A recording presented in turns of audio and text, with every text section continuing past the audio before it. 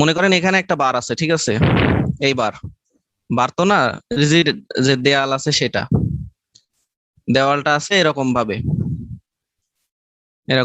দেওয়ালটা এভাবে করা আছে, এই পাশেও এরকম দেওয়াল আছে। এখন খেয়াল করেন যে এখানে বার নিলাম এখান থেকে এই পর্যন্ত, ওকে। এখন খেয়াল করেন আগে যেটা করছি সেইটাতে কি ও যতটুকু পরিমাণ ডিফ্লেকশন হইতে গেছে ততটুকু পরিমাণে কি কম্প্রেশন করে ফেলছে। কিন্তু এইটাতে আমি মনে করেন টেম্পারেচার T1 থেকে কমায়, T1 থেকে বাড়ায় T2 করলাম, যেখানে T2 বড়। তাইলে মনে করেন যে এর ইলংগেশন কতটুকু, সাপোজ মনে করেন ইলংগেশন এইটা হওয়ার কথা, কিন্তু এত দূর পর্যন্ত তো হবে না, দেওয়াল অবশ্যই আটকাবে। এখন খেয়াল করেন এর লেন্থ মনে করেন ছিল আপনার 5, এখন বেড়ে এখান থেকে এইটুকু যেটা হওয়ার কথা সেটা মনে করেন হচ্ছে 7, কিন্তু 7 তো হচ্ছে না, 7 তো হবে না, হবে কতটুকু, এইটুকু মনে করেন যে 1। তার মানে এর নেক্সট যে লেন্থটা সেই লেন্থটা কত হবে, 6। তার 6। মানে এবার খেয়াল করেন 6, এত সুন্দর, 6 লেন্থ হবে। তাইলে এবার খেয়াল করেন আগের ম্যাথটাতে পুরোপুরি দেওয়ালের সাথে এইভাবে লাগানো ছিল, মানে দেওয়ালটা ছিল এখানে, সেই জন্য কি এইভাবে দেখাইতে পারছি যে 5 যোগ 2, ওই দেয়ালই আবার কি করেছে -2 করে দিছে। এই জন্য এক্সপ্যানশন যতটুকু ছিল সেইটুকুই কম্প্রেনশন, মানে রিফ্লেকশনের জন্য যেটা সেইটুকুই ছিল। কিন্তু এটাতে কি যতটুকু থার্মাল এক্সপ্যানশন হচ্ছে ঠিক সেই পরিমাণে কি কম্প্রেশন হচ্ছে এখানে? না ভাই, হচ্ছে না, কিন্তু যতটুকু ছিল সেটুকু কিন্তু হয় না এখানে। এখানে কিন্তু এখানে হয়েছে 5+2, কিন্তু কমাইছে কতটুকু বলেন দেখি? 1। 1 কমাইছে। 1 কমাইছে।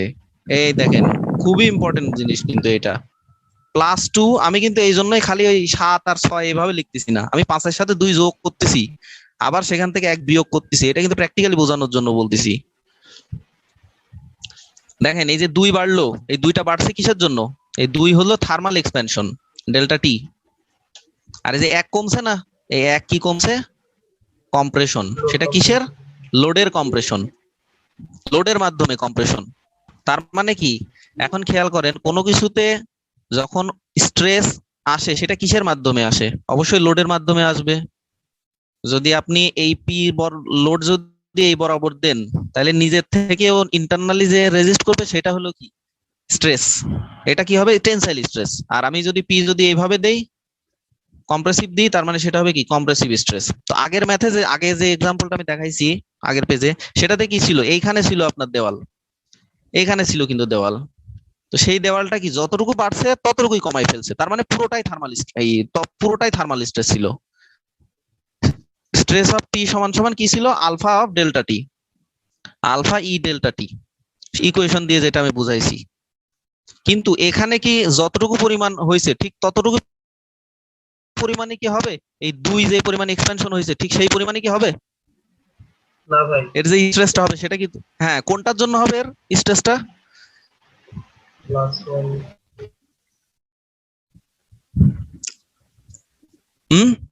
এর কোনটুকুর জন্য এর হচ্ছে স্ট্রেস আসবে? -1। এই তো, থ্যাংক ইউ, অনেক ধন্যবাদ। এই তো আপনি বুঝতে পারছেন তার মানে ম্যাথটা। এই যে -1 পরিমাণ কমাইছে তার মানে দেওয়ালেকে কম্প্রেস দিচ্ছে -1 পরিমাণ কমানোর জন্য, ঠিক আছে? এর এখান থেকে এইটুকু বাড়ার কথা ছিল, কিন্তু এই দেয়াল একে বাড়তে দেয় নাই, তার মানে একে কম্প্রেস করে রাখছে। আর ওই কম্প্রেশনের লোডের মাধ্যমে কি হয়েছে, ওর মধ্যে একটা স্ট্রেস প্রডিউস হয়েছে, ওই স্ট্রেসটাই তার মানে হচ্ছে এখানে থার্মাল স্ট্রেস। কিন্তু আগের ম্যাথে কি ছিল, ওই 2 লোডে 2 ছিল থার্মাল স্ট্রেস, কারণ 2 লোডে 2 কাজে লাগতেছে কম্প্রেশনের জন্য, ঠিক আছে? এইটাই কিন্তু থার্মাল স্ট্রেসের ইয়ার কনসেপ্ট। তাইলে আপনি এখানে জিনিসটা খেয়াল করেন, এই গ্যাপটাকে যদি মনে করেন এক্স হয় তার মানে আপনি কি বলবেন ইকুয়েশন অনুযায়ী delta of T thermal stress যেটা, সরি থার্মাল ইলংগেশন যেটা, সেটা সমান সমান কি গ্যাপ কত এক্স, আর বাড়তিছে কত ডেল্টা অফ পি। এইটা কি ইকুয়াল না?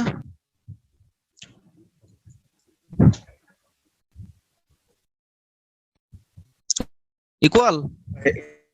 এই লাইনটা আবার বলেন। হ্যাঁ, থার্মাল স্ট্রেস যেটা, থার্মাল ইলংগেশন যেটা, সেই ইলংগেশন মানে কি ছিল? +2। আর এক্স মানে কোনটা? এক্স মানে এর মধ্যে যে গ্যাপটা আছে সেটা, সেই গ্যাপ প্লাস হচ্ছে এই যে এর যে এক্সট্রা যে ইলংগেশন, দেয়ালের বাইরে যে ইলংগেশন হওয়ার কথা ছিল, সেইটা হচ্ছে এর থার্মাল স্ট্রেসের, মানে থার্মাল যে ইলংগেশন সেটা যোগফল। থার্মাল যে ইলংগেশন হওয়ার কথা ছিল এটা, সেটা সমান সমান ভিতরের গ্যাপ যোগ যেটুক বাড়ার কথা ছিল সেইটা। আমি লেন্থ দুইটাকে ইকুয়াল করে দিলাম। ভাই ঠিক আছে। ঠিক আছে না? জি ভাই ঠিক আছে। আচ্ছা, এখন আপনাকে কোশ্চেনে এক্স এর মান বলে দিবে যে এক্স এর মান, সাপোজ আপনার এক্স এর মান হলো 1 মিটার, আর এটা 5 মিটার, ওইটাও 1 মিটার। ঠিক আছে, তাহলে এখানে কি লিখতে পারতেছেন? আলফা টি মানে কি? আলফা টি মানে হলো এই ডেল্টা টি মানে আলফা এল ডেল্টা টি। কোশ্চেনে তো বলে দিবে। নর্মালি আপনার যে ম্যাথ গুলা দেয় সেগুলো স্টিলের হয়, আর আলফার মান হয় তখন 12 পার ডিগ্রি সেলসিয়াস দেয় সাধারণত, যদিও ইউনিটটা কিন্তু আসলে পার ডিগ্রি সেলসিয়াস না। আলফাই ডেল্টা টি যদি দেখেন, দেখবেন যে আলফা এই যে ডেল্টা টি সমান সমান আলফা এল ডেল্টা টি। ঠিক আছে, আলফা এল ডেল্টা টি, তার মানে কি ডেল্টা এল এর ইউনিট হলো মিটার, সেখান থেকে ডানের এমটা ভাগ হয়েছে, তাহলে মিটার পার মিটার, আবার পার ডিগ্রি সেলসিয়াস। তো এখানে মিটার আর মিটার কেটে যায়, সেজন্য দেয় যে শুধু বার মিটার পার ডিগ্রি সেলসিয়াস। আসল ইউনিট হচ্ছে metre per metre degree Celsius, কত লেন্থে কতটুকু বাড়ছে কত ডিগ্রি সেলসিয়াস চেঞ্জের কারণে। ইকুয়েশনটা থাকলে আপনার ইকুয়েশন বুঝতে সুবিধা হবে। তাহলে এখানে দেখেন আলফা এল ডেল্টা টি নিচে লিখতেছি, এটা সমান সমান কি হবে? এক্স এর মান কত দিছি আমি? 1 বললাম, 1 মিটার, প্লাস এর কম্প্রেশন কতটুকু হবে? এই যে ডেল্টা পি, এইটা আমি জানি না, এখানে যে আমি 1 লিখছি এটা বোঝানোর সুবিধার্থে আপনাদের লিখছি। এখন সেটা কিসের মাধ্যমে দেবো? ওই যে সূত্র পিএল বাই এই, পি দেবো, পি এর মানই তো আমাকে এখন বের করা লাগবে। এল কি? এল এর মান তো আমরা জানি, এল এর মান 5। আর এই এর মান তো বলেই দিবে, এর মান তো বলেই দিবে, এর মান মনে করেন যে 2 metre square, suppose 2 metre square, তার মানে 2। আর ই মানে এটা সাপোজ স্টিল, তার মানে কি 200 গিগাপাস্কেল, 200 ইন্টু 10⁹9। তাহলে দেখেন তো পি এর মান কত আসে? আলফার মান আমি বলছি 12, এল এর মান তো 5, ডেল্টা টি এর মান সাপোজ আপনি ধরে নেন 30 ডিগ্রি সেলসিয়াস বাড়াইছি আমি, ডেল্টা টি এর মান হলো 30। ঠিক আছে, তাহলে আপনি ক্যালকুলেশন করে আপনারা বলেন দেখি কত আসে পি এর মান। ভাই এই যে আমি তো পি এর ডিরেক্ট সাথে ম্যাথই এল এর করাচ্ছি মান কিন্তু। 5, এটা নিয়ে একটু কনফিউশন লাগতেছে।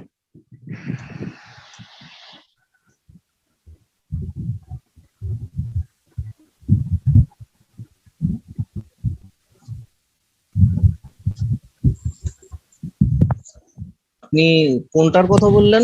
থার্মাল ভাই ওই যে স্ট্রেস নাকি পি, না না না, পি কম্প্রেশন পি স্ট্রেস যেটা সেটা? কম্প্রেশন, হ্যাঁ হ্যাঁ হ্যাঁ, কম্প্রেশনের সাথে মানে এল এর মানটা 5 হওয়ার কারণটা একটু মানে কনফিউজড হয়ে গেছি।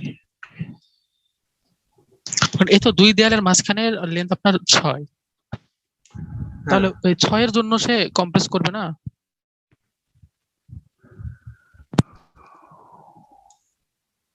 না, এটার হচ্ছে আপনার অরিজিনাল যেটা লেন্থ থাকবে সেটাই এখানে কনসিডার করতে হবে। এখন ও তো আর ওই অবস্থায় এখনো যায় নাই।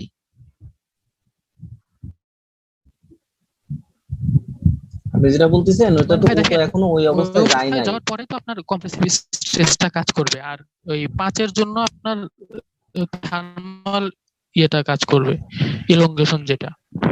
আর কম্প্রেসিভ যেটা আপনার মানে ইলংগেশন উল্টা যেটা স্ট্রেস, ওটা তো ভাই মানে 6 আচ্ছা, আমি এটা যেটা এখন বুঝাইছি না, এখানে যেটা বুঝাইছি এটা আসলে ছিল ইমাজিনারি। আমি ইমাজিনারি স্টাইলে বুঝাইছি, মানে কাল্পনিক ভাবে বুঝাইছি। আসলে কি এর ইনিশিয়াল লেন্থ যেটা, সেটা কি এটা ছিল? ছিল না। ছিল না, কিন্তু ব্যাপারটা এমন যে ওকে এই অবস্থা থেকেই কমানো হয়েছে, এর তো ইনিশিয়াল লেন্থ এটা ছিল না। আর ইঞ্জিনিয়ারিং স্ট্রেসে যা কিছু আমরা করি সেগুলা ইনিশিয়াল লেন্থের উপরে বেস করে করি। আচ্ছা ঠিক আছে, ট্রু স্ট্রেস টু স্ট্রেনের উপর বেস করে না, আমরা ইনিশিয়ালের উপর বেস করে করি, এই জন্য ওইটা ইউজ হবে। আচ্ছা। ঠিক আছে, ট্রু স্ট্রেস টু স্ট্রেনের উপর বেস করে না, আমরা ইনিশিয়ালের উপর বেস করে করি, এই জন্য ওইটা ইউজ হবে। আচ্ছা, তাইলে আপনারা ক্যালকুলেশন করে কত পেলেন বলেন দেখি।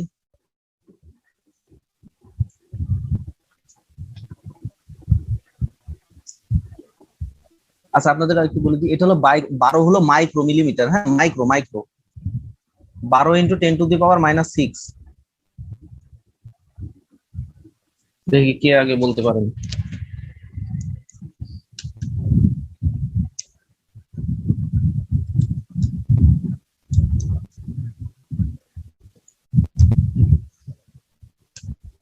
বলতে পারলে কি চকলেট দিবেন নাকি ভাই?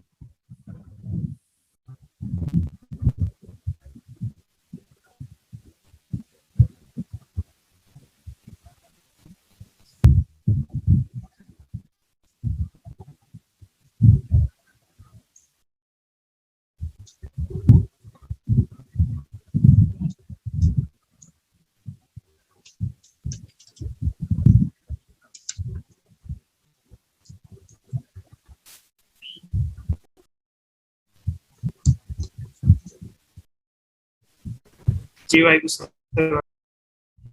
ঠিক আছে, আর যদি ম্যাথটা এমন হতো এই যে এখানেই দেওয়াল, তাইলে কি বের করতেন বলেন দেখি।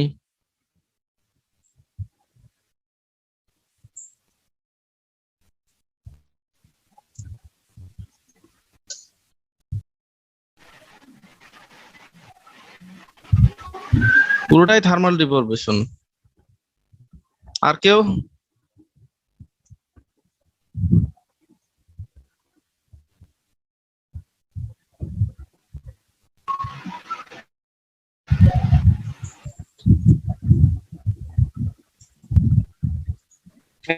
এইটার বাইরে আমার একটা কোশ্চেন ছিল।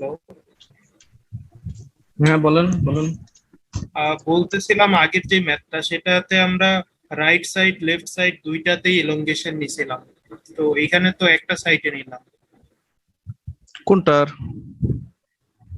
মানে আগের ম্যাথটাতে যেটাতে আপনি ফিক্স সাপোর্টটা দিলেন দুই পাশেই, আহ, হুম একটা বারের দুই পাশে, তো আমরা ইমাজিন করছি যে দুই পাশেই আসলে ইলংগেশন হওয়ার কথা ছিল, কিন্তু আমরা নেই নাই, কম্প্রেশন হইছে। হুম কিন্তু এই ক্ষেত্রে আমরা হুম একটা দিকে শুধুমাত্র ইলংগেশন নিছি, ইলংগেশন ইমাজিন করছি, কিন্তু অন্যদিকে তো হুম করলাম না। এখন আপনি দুই দিকে ইলংগেশন ইমাজিন করবেন, করেন, ম্যাথটা একটু টাফ হবে। আপনার এখানে এই বরাবর হবে হচ্ছে আপনার Δl/2, এই বরাবর হবে Δl/2, যদি এখানে আপনি দেওয়াল নিতেন। ব্যাপারে একই, Δl/2 যোগ Δl/2 মানে তো সেই Δl-ই।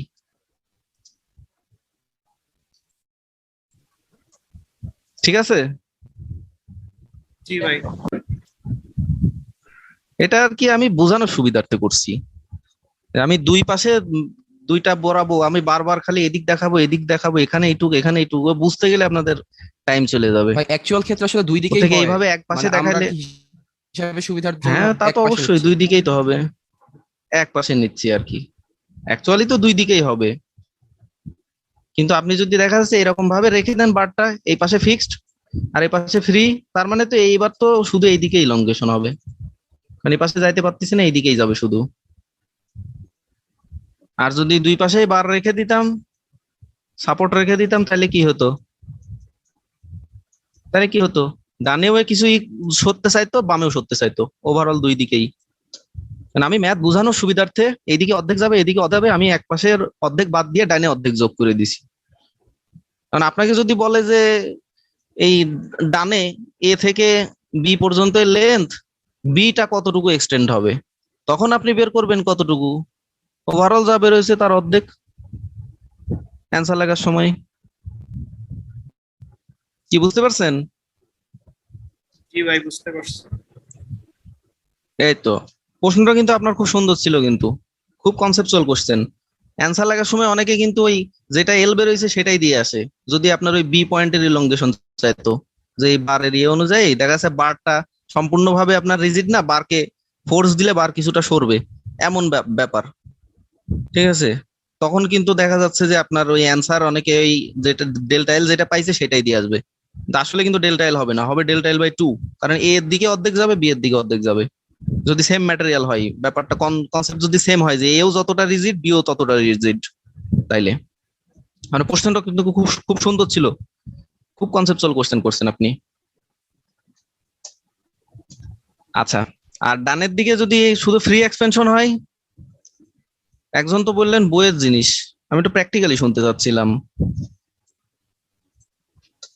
যে এই বরাবর দেখা যাচ্ছে টেম্পারেচার বাড়ালাম, এখান থেকে এতটুকু হলো, কিন্তু স্ট্রেস কেন হচ্ছে না? ভাই দেয়াল থাকলে তো কম্প্রেশন হইতো, ওই কারণে স্ট্রেস ডেভেলপ করতো, এখানে তো কোনো কম্প্রেশন হচ্ছে না। এই তো সুন্দর, কারণ আপনার স্ট্রেস মানে হলো ইন্টারনাল ব্যাপার, এখন ওর মধ্যে কম্প্রেশন দিলে গা ওর ইন্টারনালি কিছুটা রেজিস্ট করবে, ও তো ইন্টারনালি ওর কোনো ইয়েই নাই, ও একা একা ফ্রিলি এক্সপ্যানশন হচ্ছে, ওকে এক্সপ্যান্ড হইতে কেউ বাধা দিচ্ছে না, যেহেতু বাধা দিচ্ছে না সো ফ্রিলি এক্সপ্যানশন, আর বাধা না দিলে কি হবে, ও আরামে বড় হবে, এই হলো ঘটনা।